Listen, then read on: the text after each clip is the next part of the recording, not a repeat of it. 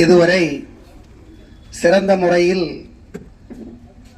கவிதை சரத்தையும் கதை களத்தையும் நடத்திய கவிவேந்தர் செந்தமிழ் சித்தன் அவர்களுக்கு நமக்கு மாதந்தோறும் இந்த இடத்தை தூய்மைப்படுத்தி நமக்காகவே வழங்கி வரும் ஞாலம் இலக்கிய இயக்கத்தின் எந்த மாத நிகழ்ச்சியும் தடைபடக்கூடாது என்ற உறுதியை எடுத்திருக்கும் லயன் பி புதுக்கன் அவர்கள் இந்த சால்வையை அணிவித்து சிறப்பிப்பார்கள்.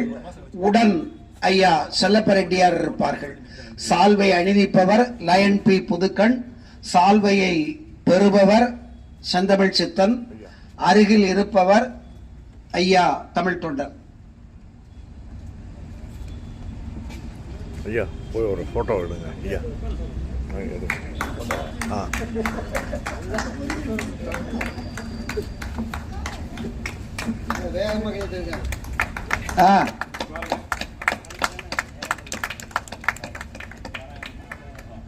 தொடர்ந்து ஞாலம் இலக்கிய இயக்கத்தின் துணைத் தலைவர், மிகச்சிறந்த கவிஞர், ஆன்மீக செம்மல் அம்மையார் ராதா ஞானசேகரன் அவர்கள் நன்றி உரை வழங்குவார்கள்.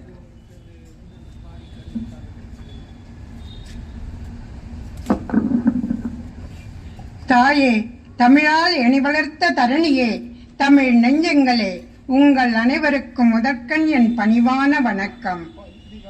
இன்றைய ஞாலம் இலக்கிய இயக்கத்தின் படைப்பு அரங்கத்திற்கு முதலில் மணிமணியாக தன் வரவேற்புரையை வழங்கிய சொர்க்கோ சோ மணிமாறன் அவர்களுக்கு என் மனமார்ந்த நன்றி.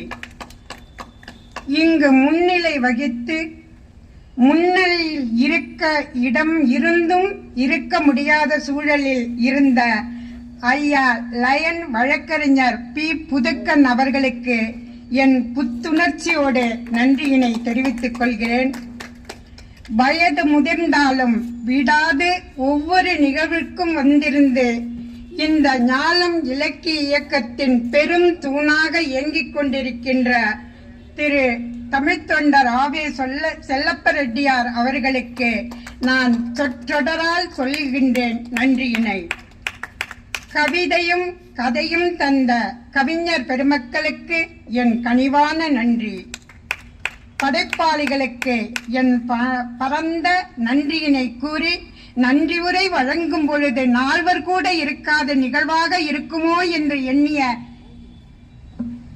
எண்ணிய எனக்கு இந்த அரங்கத்தில் அமர்ந்து என் நன்றி உரையை கேட்ட உங்கள் அனைவருக்கும் நன்றி கூறி, இந்த நிகழ்வை மிக சீரும் சிறப்புமாக நடத்தி தந்த நமது ஞாலம் இலக்கிய இயக்கத்தின் செயலாளர் கவிவேந்தர் செந்தமிழ் சித்தன் அவர்களுக்கு செந்தமிழால் நன்றி கூறி, இந்த நல்லதொரு வாய்ப்பை வழங்கிய அனைத்து நல்ல உள்ளங்களுக்கும் நன்றி பாராட்டி விடைபெறுகிறேன். நன்றி, வணக்கம்.